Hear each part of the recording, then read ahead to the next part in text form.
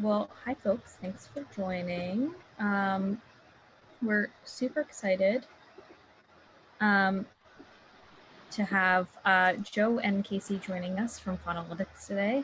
Faunalytics is a research organization that does research for effective animal advocacy, and I just learned that they've been around for 21 years. So working on this stuff well before EA as like an official term was around, or like the effective altruism animal community. So really excited to hear from them about their work and yeah, what they get up to at Faunalytics. So Casey, Joe, take it away. Great.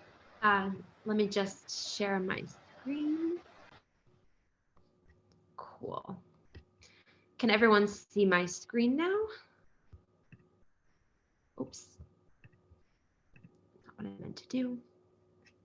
Cool. Okay, so first of all, thank you so much to EA New York City for having us here. We are so excited to be here. As Darushi mentioned, my name is Casey. I'm joined by my colleague Joe, and we are here today to give a brief overview of Faunalytics, including our role in the EA movement, but also some of the research we've been working on and plan to do this year. And then just we'll finish off by doing a discussion of a few opportunities that we see as from our perspective of being researchers in this community to make perhaps a bigger impact for animals moving forward. And we'll have a space for Q&A at the end. So if if I don't get to everything, feel free to ask questions at the end too. Sorry, I'll just also interject and say people can ask questions in the chat. So if they happen throughout the presentation, we can get to them after. Awesome. Yeah. And if I don't see any questions, I'll try to see if I can see them on my screen, but I don't know if I'll be able to. So I'll definitely answer. Joe and I will answer afterwards. So first, I want to mention our role at Faunalytics, Joe and myself. So I am Faunalytics communications lead. So I don't work on any one particular study, but I am across all of the studies that we do at Faunalytics to make sure that our work is getting into the hands of the advocates who need it. And Joe, Dr. Joe Anderson, is our research director at Faunalytics. Her specialty is in social psychology and behavior change. And Joe heads up our research program of our original research, and she also provides direct support services to other advocates as part of her role too. So in case you're not familiar with what we do, I briefly want to mention our mission at Faunalytics. We provide animal advocates with research that will help them work more effectively to reduce animal suffering. So we're essentially a behind the scenes capacity building organization. The way we see it, one of the problems with factory farming, in addition to the obvious harms that they cause, is that animal agriculture has millions of dollars at its disposal to sway public opinion to their advantage. And so we are here to level the playing field and help animal advocates compete with animal agriculture. We offer a ton of different resources, from videos to fundamental resources to fact sheets, but I do want to mention 3 of our classic programs that we're perhaps most well known for. The first is our original research program. We dig into questions to inform the effective advocacy movement. So that might be, the best messages to use, the most effective strategies to take. And last year we produced about 7 original studies in 2020, and we have produced over 20 studies since 2018 alone. So we work very rapidly and efficiently because we know the space is always evolving, and we're always trying to get to the heart of these questions. We also have an animal advocacy research library where we take research. Some of it is ours, most of it is external studies that are written by others, and we summarize it with key takeaways for animal advocates. We add a new study every weekday to the library, and we have nearly 4,500 studies to date. So I definitely recommend having a look. If you've never been there, we have covered everything that you can possibly imagine related to farmed animal advocacy, but also beyond, many other topics as well. And then finally, we offer pro bono support sessions. So every week, our research experts, including Joe, offer what we call office hours. And that's where advocates can get sort of more one-on-one research support. A lot of groups come to these office hours looking for, help measuring the effectiveness of a campaign, or perhaps testing the water to see whether an upcoming program will be effective, or just to get help finding data that they haven't been able to source. So we launched our pro bono support in 2019, and we've been getting a lot of traction since then. So it's all very exciting. And then before I get to the good stuff, the research stuff, I do want to mention one of the biggest questions we get is, how do you choose the research that you do at Faunalytics? And you'd be surprised to hear how many people think we choose studies arbitrarily, but we actually do have a formal process in place, which is on this graphic on my screen, but I realize that it might be a little bit hard to read. So I'll give you a top line summary. Basically, we reach out to a wide range of advocates from many different cause areas to get some feedback on topics that would be helpful to inform their work.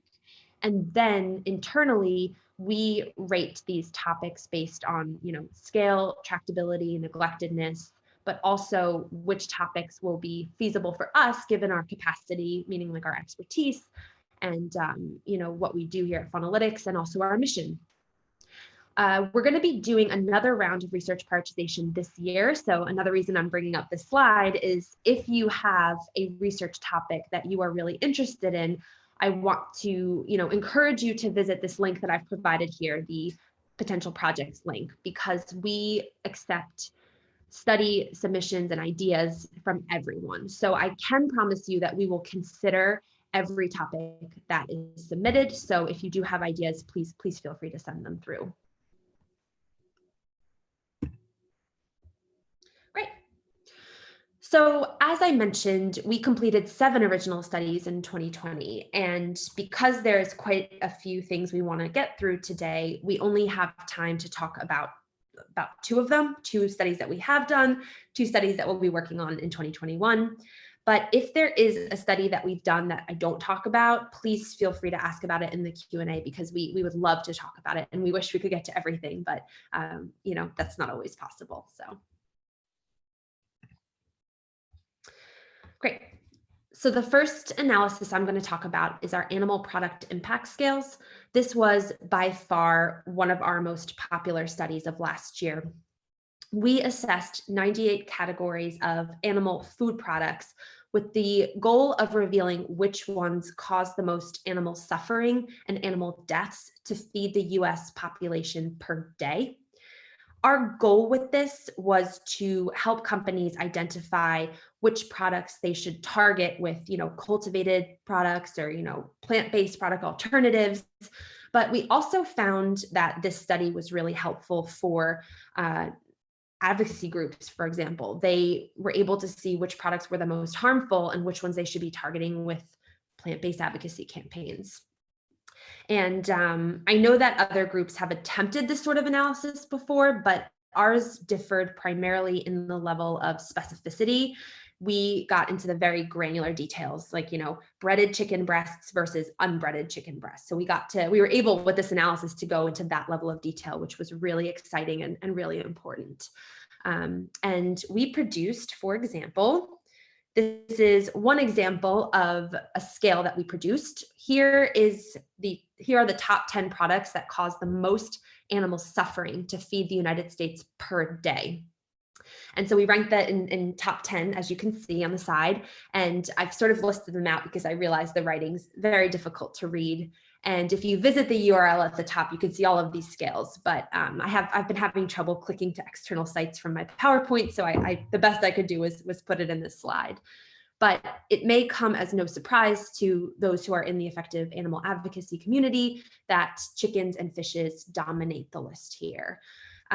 One thing that I do want to point out is we actually listed the numbers of the total days of suffering that are caused per day of consumption. So what that means is, for example, if everyone in the United States cut out scrambled eggs and omelets for one day, it would spare over 200 million days of animal suffering.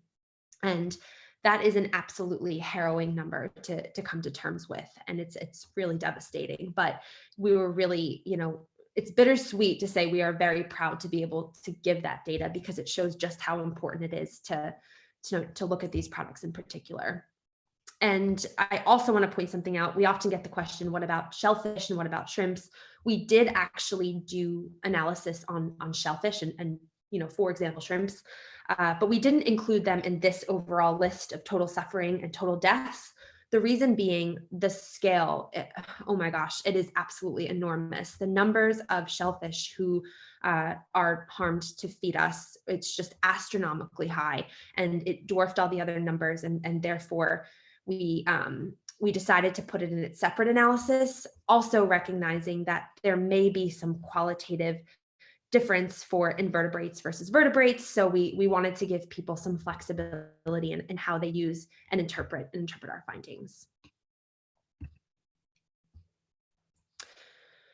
So I don't have time to go into the full methodology. The link I've included at the top here is to the OSF, and you can find a full methodology document, including the equations we used and everything that went into them. But I do want to touch on a few frequently asked questions, I guess, that go into the methodology. So first, we used NHANES data to get consumption frequency data by product, and then we used FAO data to find out how much product comes from each animal.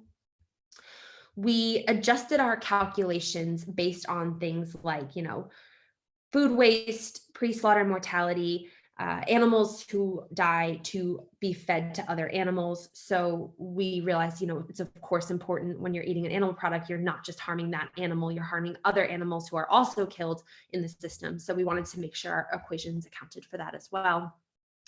We also get a question a lot, how did you account for suffering? And we assumed that we do want to point out, we assumed that one day of life on a factory farm equals one day of suffering. We didn't, try to get into the nitty-gritty details of qualifying suffering depending on what type of animal it is, for example.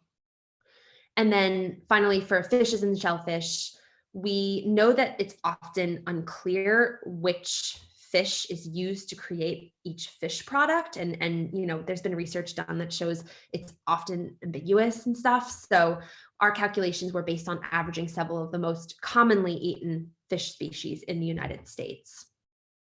And then finally, a quick note, all of the scales I've been talking about to date were, the most, total consumption across the United States, but that has to take into account things like the popularity of certain animal products. So if you're an individual and you want to, on your own, reduce your personal harm as much as possible, we created scales that looked at products per serving. So which animal products cause the most suffering, and the most animal deaths on a per serving basis to help you reduce your own impact. And the last thing I'll say, I wanted to share this really important graphic. This was shared on a subreddit called Data is Beautiful. This was taken from our analysis, and this outlines the per serving animal lives. So this illustrates how many animal lives are taken per serving of all the products that we looked at. And the reason I'm sharing this is because it highlights a question that we get all the time. So if you look at the pig products, see this dark line right here is an example of a pig product. You can see they're quite high compared to chicken products, which, it's sort of pretty much comparable. It's in some cases, the pig products are higher. And we got the question quite a few times, why are lives taken per serving for pigs as high, if not higher, than lives taken for chicken products? And the answer is about 50 fishes are fed to each pig over the course of their lives, compared to much fewer fishes fed to chickens over the course of their lives. And so it really goes to show the importance of looking at data like this and looking beyond just the direct animal you're consuming. If you're only looking from the surface, you may overlook some really critical factors that are causing a lot of harm. And so this graphic is really important, and I hope you enjoy it. well, not enjoy it, that's a horrible thing to say, but I hope you benefit from seeing it.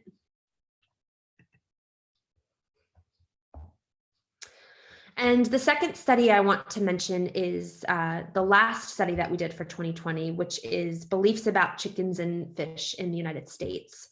So we wanted to find out something that we know, especially for those of us in the effective animal advocacy movement, knowing how the scale of suffering and harm that chickens and fish, as you saw in the previous study, that they experience.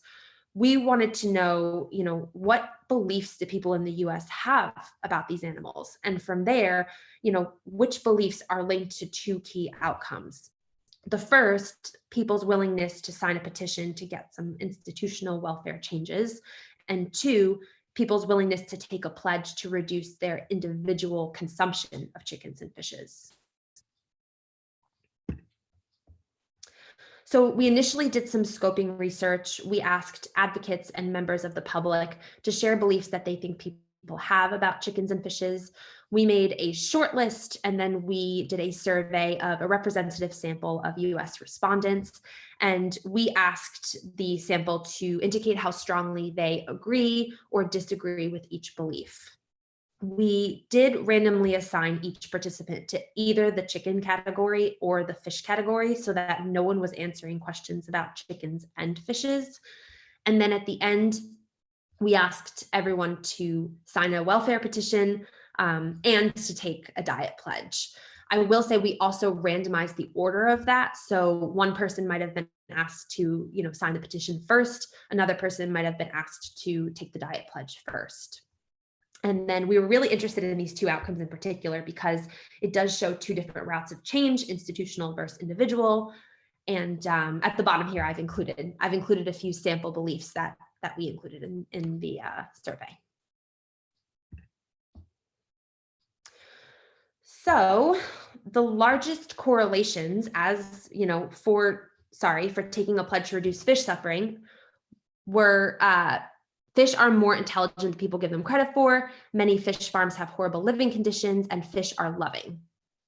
So what that means is the more someone was likely to agree with the statement that fish are loving, for example, the more likely they were to take a pledge to reduce their fish consumption. And then from there, you can see that the beliefs that are correlated with fish welfare petitions were slightly similar, except instead of fish are loving, the belief fish are beautiful was more correlated with that one. And then for chickens, note that the beliefs are somewhat similar in that they revolve around suffering and emotions and intelligence with these animals. And again, I'll emphasize that, for example, someone who, the more you were likely to believe that chickens need room to explore and exercise, the more likely you were to sign a welfare petition. So this was really enlightening and will help us with our future studies on this topic, which I will mention in a moment. So I want to share a few tentative takeaways, and I say tentative because we obviously don't have any causal evidence for this, so I don't want anyone to assume that these are definite takeaways, but we do recommend that people try crafting messaging about chicken and fish personalities and emotions and suffering and intelligence if your goal is to get people to sign a welfare petition and take a dietary pledge. But that being said, more people signed the petition than took the diet pledge for both chickens and fishes. In our study, people who were asked to sign the petition first were more likely to then sign the pledge. And we think that may have been something to do with behavioral consistency. Like psychologically, if you say yes to something, you're more likely to then going to want to be consistent with your behavior. So you may be more likely to say yes to the second thing. But that's just speculation from us and a thought. But one thing I do want to say is, this study in itself is sort of, it's measuring people's beliefs, and it's of course self-report and correlational, but we think this is an extremely foundational and important report for us. We're going to be doing a line of research investigating the links between people's beliefs and pro-animal behaviors. And, there are infinite numbers of beliefs that you could investigate. But with this study, for example, if we found there was a belief that not a lot of people had, but it was associated with a high likelihood of taking a dietary pledge, then we know that it's potentially worth investigating that belief and seeing how tractable it is, to see whether we can get more people to, to adopt this belief in society. And then from there, if there's a belief that everyone has, a positive belief about chickens, but that belief has zero correlation with, taking a pledge or signing a petition, then it's probably lower priority for us, and we probably will focus on other things instead. And then we'll also be we're currently in the process of replicating this study in China, Brazil, India, and Canada. So keep an eye out for that. We'll be starting to release that research in 2021 as well. And speaking of our research, I'm going to hand things off to Jo, who's going to talk about two of our upcoming studies. Yes, so speaking of China, one of them is looking at barriers and supports to effective animal advocacy in China, specifically farmed animal advocacy. If you could go to the next slide. And so one thing that you may not have seen a lot of in EA circles is qualitative research. And so I wanted to just say a word about that first before jumping right in.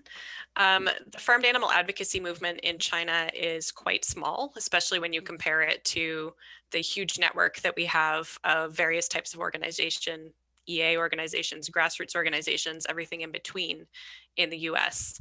And so undertaking something, talking to farmed animal advocates in China with a quantitative approach is, first of all, not all that feasible. And second, is limited by the usual things that quantitative research is limited by. So you get a lot of data that is generalizable if you've structured it well, but you don't get deep data. You don't get a lot of information from each participant when they're just choosing a checklist or a Likert scale, something like that. So in this case, sorry, my cat has come back to assist. In this case, we went with the qualitative approach because this is foundational research, meaning it's some of the earlier research that's taking place in China in order to understand barriers, challenges, supports. And as a result, what we want is not as much to emphasize the generalizability as to emphasize getting really detailed information from each person and really clear goals from them, or suggestions, recommendations. If you have any other questions about sort of qualitative versus quantitative, I'm happy to talk about that more at the end. But in the meantime, just to jump into it, we conducted 15 semi-structured interviews with farmed animal advocates in China. And semi-structured, in case you're not familiar with the term, just means you have a list of questions that you follow relatively closely, but if the participant starts talking about something that is of interest or relevance to the study, you have the freedom to follow that train of thought to its conclusion to get the information that you need, which again is one of the pros of this type of research versus quantitative, where if you don't know what you don't know, then you won't ask the question. And this leaves a little more flexibility for finding out things that you didn't know to ask about in the first place. So we talk to people who use a wide range of advocacy methods and come from a lot of different backgrounds and perspectives on farmed animal advocacy in China. So we have people who are doing vegan outreach one-to-one. We have people who are doing social media outreach. We have people who are in the EA sphere doing institutional work or trying to work with government. And we're currently analyzing the data from that. So, and shout out, first of all, to Jiaying Chung, who is handling the analysis and is a huge asset to this project. And it's early to be talking about the results, so grain of salt, please, just in case anything changes, but sort of preliminary themes that are emerging, just a few of them, there'll be a lot more in the main report, are the ones that are on the slide here. So first of all, probably not a surprise to many of you, public awareness, the general public of farmed animal issues in China is less far along than it is in the West. They don't have the same decades of advocates talking to people about these things, or people being vegetarian or vegan. raising the profile of these issues and spreading some of the awareness that does get out there, even when it's difficult. In the West, when you're doing this kind of advocacy, you can generally assume a certain level of knowledge about vegetarianism or veganism, even if the person is not pro those things. They've probably heard of them before. They probably know the basics. Whereas in China, that's not necessarily the case. And just going in there, guns a-blazing, saying, here's what you should do and why, was coming from our interviewees, talking about ways in which that has been problematic in the past, and not just ineffective, but potentially even harmful to the movement in China because of the reputational effects that it has on other advocates who are trying to do that kind of work. And second, so framing your asks in China, what we're seeing so far is a number of people talking about the importance of framing things in terms of sustainability, the environment, and public health, rather than focusing really hard on the animal ethical issues, as we sometimes see with campaigns in the West, that you're more likely to succeed both with the Chinese government and the public if you focus on things that are current CCP goals. So sustainability and public health are both really key issues for this growing economy, and embracing those as part of the messaging can be really effective. And finally, because we were coming at this with the goal of gaining information that would be useful to Western funders, many EA funders being Westerners themselves, we asked explicitly about some of the strategies that are used in the West and are sometimes recommended for China or for other countries in general, because we have seen them work here. And I'm talking of things like cage-free campaigns, gestation crate campaigns, things like that, which have been very successful. And barring any other information, it might seem like the best approach to apply them to new countries that we go into. And some of what I hear is, again, preliminary, but just that scoping is required before you do that kind of thing in order to understand how to take those approaches. So things like pressure campaigns in the West can be very effective, whereas again, there's that risk of harm being done to a very small movement if pressure is used inappropriately or by people who don't understand a good way to get involved with companies or with government. It's obviously a very different situation in China than it is in the United States or Canada. So that's just 3 themes. Obviously, there's going to be a lot more. It will be, I think, pretty nuanced in what we can say. And I hope that you'll be interested to see that report when it comes out. So keep an eye on our site, and that'll be up in the next few months. Thank you, Casey. One moment.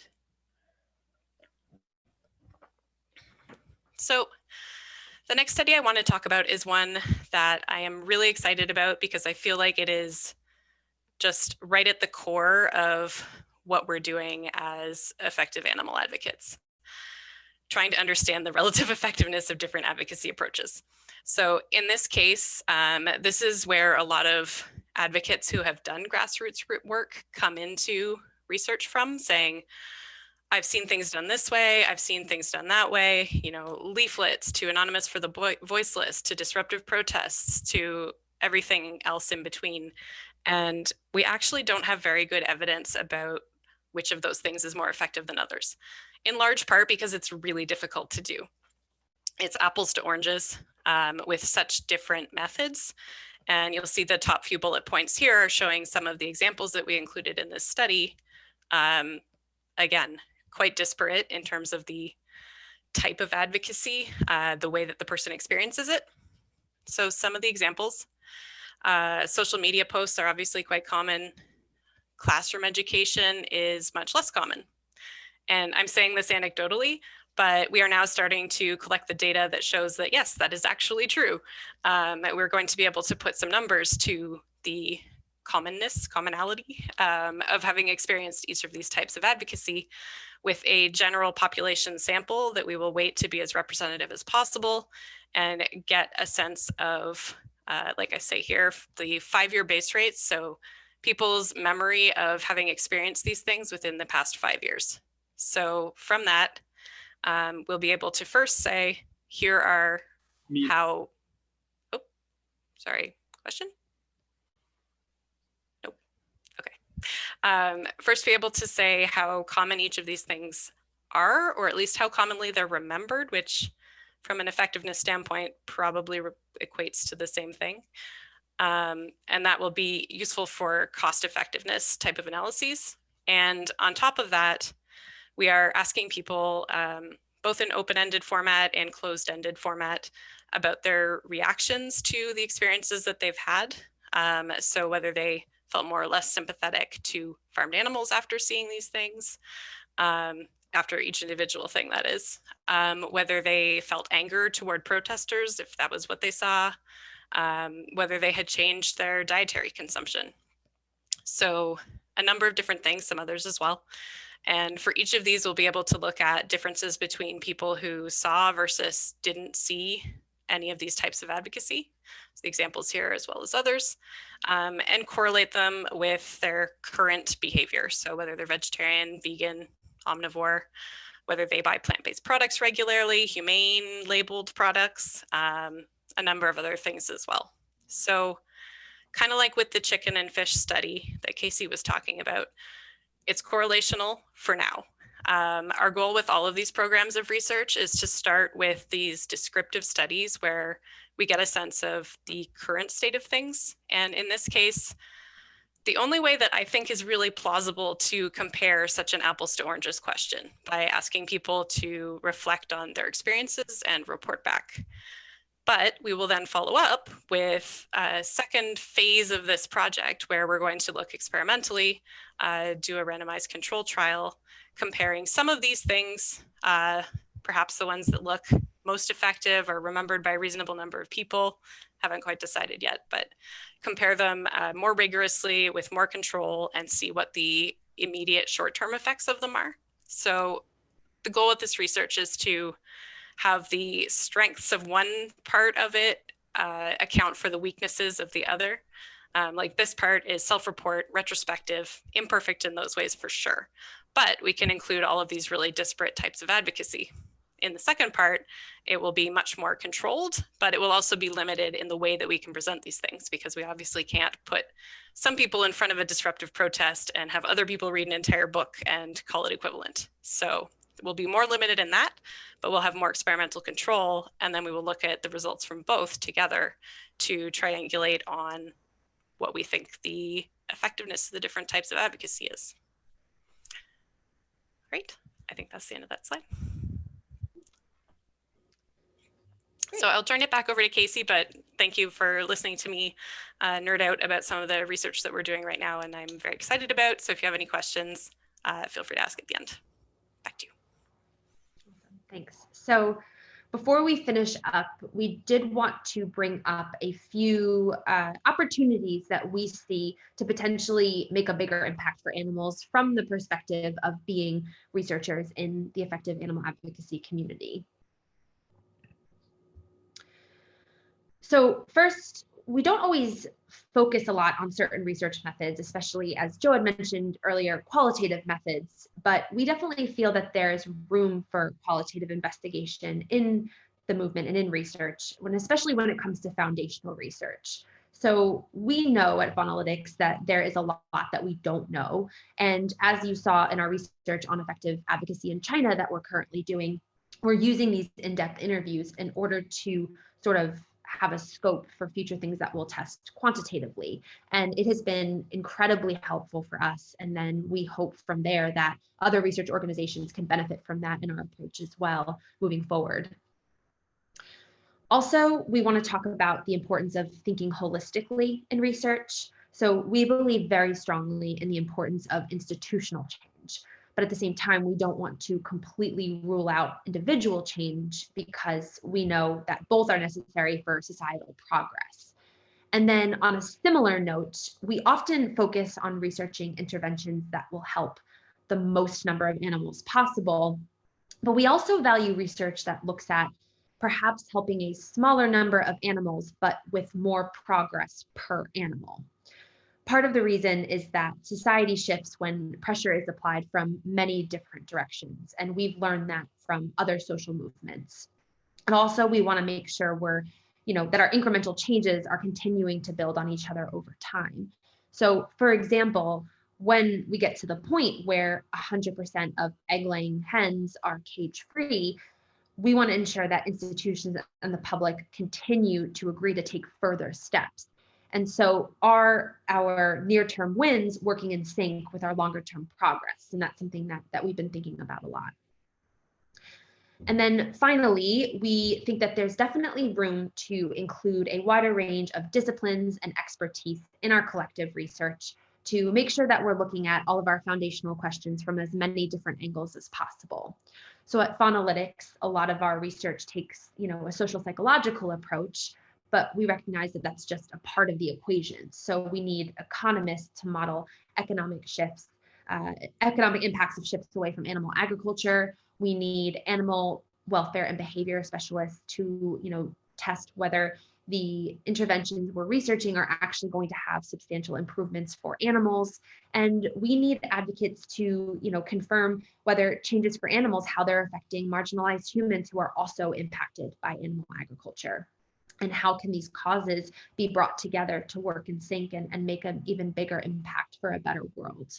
We would love to hear your thoughts on that. If you have other ideas and if you have other experiences, definitely let us know. So that's it. We want to open up the floor for questions now, but thank you so much. It's truly wonderful to be here, and we are so grateful that you've let us speak, and we can't wait to hear from you. So thank you. Amazing. Thank you guys so much. That was so interesting and informative, and so cool to see the variety of different kinds of studies you do. Really fascinating. All right, folks, feel free to send questions in the chat. Ask anything you like. We have, I think, about 20 minutes for questions. I actually had a one question myself. So we had, oh my gosh, Nicole, I think, from the Material Innovations Institute speak for us a few months ago, which is really fascinating talk. And she was kind of talking about the impact of animal materials versus animal foods, and how the costs are sort of subsidized, costs of animal food is sort of subsidized by animal materials. And I'm really curious if you guys have done any studies about kind of the comparative impacts of those two things. I'll jump in and answer that if you don't mind, Casey.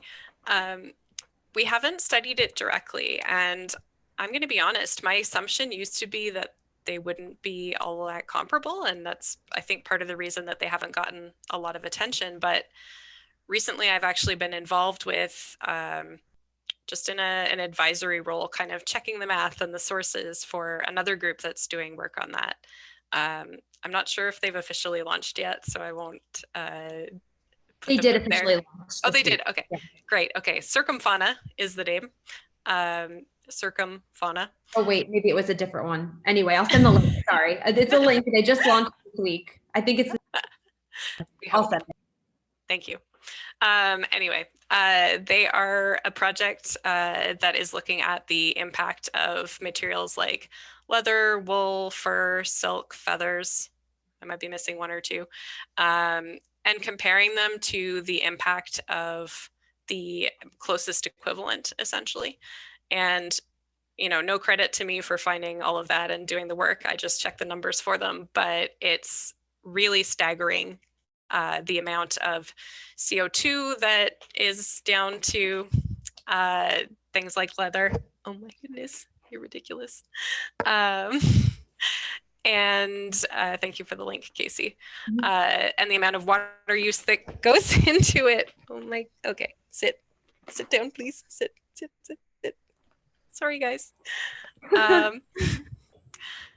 the amount of water use, the amount of CO2, and it just is really incredible. So I haven't done any research on it to date, but I've been involved with some I was really happy to be involved with, and I think it's certainly possible for us in the future. And apologies for Lucy's contribution. No apologies necessary.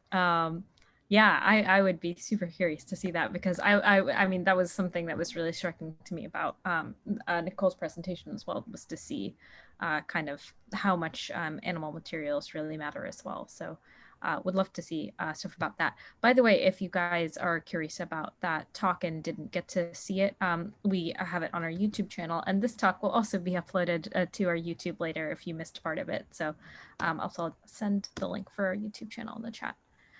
All right, so there's a couple questions in the chat, so I'm gonna ask you guys these questions. So Aaron, do you want to actually ask your question, or? Sure, yeah. I guess my question was like, where, what questions aren't really being asked in the space that you wish were being asked? Where is public discussion in relation to how it is, and like where you would ideally want it to be? That's a great question. And I think that for me comes back to what Casey touched on at the end with the holistic approach to understanding change. I think we're starting to get there, but kind of just the nature of NGOs is that each group tends to have its particular focus, and you know, like legally, you need to keep working on that focus, whether it's grassroots in some cases or institutional change in others. You have to follow your mandate, and it can, I think, inadvertently produce some narrowness of thinking. That one group will think of the best way of doing the particular type of advocacy that they do, rather than seeing this greater conversation about what societal change looks like when it includes all of those elements together. So in particular, I'm thinking of the funding situation, with EA funding tending to move in large amounts in one direction at a time. And so I would really like to see more conversation about how we take into account all of these different pathways of change and think about the ways that they interact to produce our end goal of ending animal farming and animal exploitation. The fact that we get there one step at a time doesn't mean that I think we should be not thinking about and not talking about all of those different pathways and steps that are to come, that are past where we are right at this moment, if that makes sense.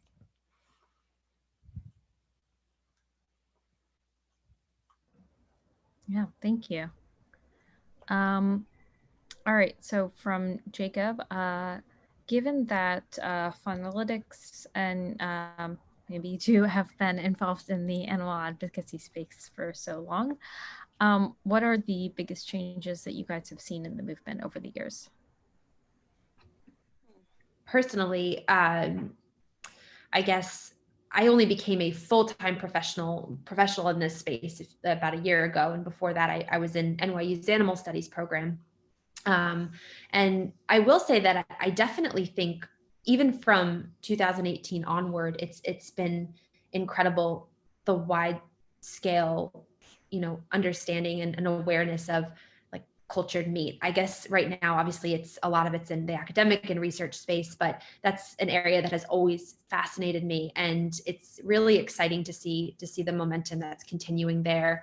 But I mean, outside of my work at Faunalytics, I'm also really interested in understudied animals like fishes and reptiles and animals like that. And I've noticed in my own research and my own stuff that I do on the side, there's a lot more public awareness of animals that we have traditionally sort of just written off as having little to no capacities. And even in 2 years, I've seen a lot more research on reptiles in particular. Is an animal that I focus on in my own work. And I think it's kind of a sign that if we can open society's moral compass to animals that are absolutely not an animal that anyone has really cared about much, it kind of gives me hope that animals like in the agriculture system, that we can kind of take further steps for them. So that's just my personal standpoint. I'll let Jo speak to her own standpoint there. Yeah, for myself, I think what I've seen and I haven't been around nearly as long as Faunalytics has as a group, unfortunately. But what I've seen is really just the increased number of people and organizations who are working toward the same goal in an organized, more systematic fashion. And I think a lot of that is coming out of the EA movement. Not entirely, but a lot of it is due to that drive to make progress, to know what your end goal is, and move in that direction, trying to make big steps and big changes rather than focusing on, the one small thing that I know how to do as an individual. So, like I said, I think that there are things that we can do better. There are ways that we can look for improvement and thinking broadly about things, but I've seen it just over the past few years, this big shift in the number of people around me who are also doing research, who are also talking about these issues, communicating, trying to achieve things, working together. And that's just really nice to see. So I hope we keep seeing a lot more of that. And I think we will. That's really positive to hear. Yeah, that's really exciting. All right. Next question from Mercer is about the China study. So you guys seem to recommend more of an emphasis on sustainability and public health when messaging to people in China. But how do you guys think about the possible downstream benefits of moral progress regarding animals? For instance, if someday we solved factory farming, but there was some new source of animal suffering that emerged that was not damaging the climate or public health, then it would be better to have already ingrained compassion for animals in culture. So yeah, how do you weigh these kind of possible long-term improvements versus the short-term benefits of getting people alive today to reduce their consumption of animal products for whatever reason might be appealing in the moment? Absolutely great question, and very much in line with the kind of holistic thinking that I'm talking about. Not just focusing on that one goal, although it's very important, of cutting down consumption in China now and everywhere now, but also those longer term downstream consequences. And my answer is, I think that for one, with China in particular, that there are limitations on what you can do because of the political situation. And there are limitations on the things that we should do as Westerners coming in to say something about what's being done in China and how people are making choices. So for one, there's those limitations. And on top of that, as a psychologist, I'm actually going to say that I think oftentimes starting with whatever you can to get someone to change behavior is what you should do first, no matter what that is, because cognitive dissonance says that when you're taking a behavior that isn't great, you're really motivated to defend that behavior however you can. And so if you can get someone to cut down on their meat consumption because it's better for their health or because of the sustainability implications, and then at that point, you start slipping in a little information about animal welfare and how it's a positive thing that they've made these changes for animals. At that point, people have more psychological breathing room to see those positives and to make further changes based on them. And this is one of the things that I think supports institutional change coming first. You make those institutional changes, and then we hope, it hasn't been well studied yet, but we hope that we will be able to capitalize on some of that to say to people, look, you've already made these good choices. How about you make some more good choices now? And it's one of the things that we need to study more and understand more to make sure that it's not going to produce backfiring effects instead of that psychological space, but that's the rationale behind it. Make that short-term change now and then build on it using the tools that we have from psychology and sociology to help people reflect on their behavior and go further. Yeah, I think that really echoes what I've heard from a lot of other people in the space. So yeah, good to see that sort of supported by your guys' experience with research in the field. All All right, so and we had Bara wanted to ask a question on audio. So Bara, I think you can just unmute yourself and. Okay, yeah, thank you so much. So basically, I had a comment and a question on the graph that showed comparable suffering of pig and chicken. So first, I guess I heard a quote of like that the audience would enjoy it or not enjoy it. That is a horrible thing to say, but hope that like the audience would benefit from it. So I would suggest that this may be a technique used to captivate attention, or perhaps of like asserting dominance by rejection after affection has been expressed, you know, like a shared bonding. So basically, then withdrawing the possibility, you know, to like it by saying that it is a like horrible thing. So yeah, I am wondering, yeah, and then also like other language or framing was, you know, perhaps that could have been perceived to like assert dominance or fear. So I am wondering if this is intentional, if like, you know, that is maybe reflecting approach by, you know, some media or some advertisement that might be prominent in certain areas, or, you know, like that can be perceived as aggressive, you know, asserting norms of like, you know, judgment or like, you know, like dominance or like power, you know, based on even like reflecting a framework that the ad portrays. Okay, maybe not as relevant in this context, but however, okay, so like maybe I could suggest that like alternatively, it could be assumed that those like who you cooperate with are like on your side trying to improve animal welfare and thus do not need to be manipulated into certain behavior through being offered negative emotions. But it's just, you know, like a perspective. The question that I have is that like the 50 fish fed to each pig over the course of their life, that seems to be like, is it a bit, that may be quite expensive, assuming the cost of the feed that you know, the fish or the pigs can consume. So is this maybe the refuse of the fish products, or, you know, parts that cannot be consumed by humans? Could you please elaborate more on this number or on the specific fish? I'll jump in first, Joe, about the comment I made. That was completely offhand. I guess I wasn't really paying attention to sometimes I see data visualization and I get really excited about it because we're a research organization and I see it all the day. And I actually posted something recently about data visualization because we love to see when data is sort of, you know, when you see data and it's spelled out in such a really helpful way that you can understand it. I just love it. But then I often catch myself, and we do this all the time at Faunalytics, we catch ourselves seeing data that is spelled out so perfectly so that anyone can understand, regardless of whether you have a background in that particular field. And we'll say, oh, I love this. And then, you know, this is beautiful. Like, but then you have to actually think what you're looking at. It's the same way as we talk about people see large numbers of animals, and often it's hard for them to think about psychologically the animals behind that who are being harmed. I fall into that trap with data visualization. Sometimes I see these, you know, figures and I'm like, oh my God, that's incredible. It's beautiful. And I'm like, wait, I have to stop and remind myself that these are the animals that I'm advocating for. And so that was absolutely not, you know, intentional. And sorry if anyone thought it was. I didn't mean it like that. I got a little overexcited about data. Okay, thank you. On the fish figures, I would have to recheck the exact sources, but the idea that they come from leftover fish is definitely possible, even probable. The numbers for fish and for feeder fish, as they're called in particular, are fairly uncertain. And that's part of what we talk about in our methodology, that uncertainty. But we do know that it's a high number, and we know from human consumption of things that elasticity plays into it. So just because something is a byproduct, this also comes back to like leather and things like that.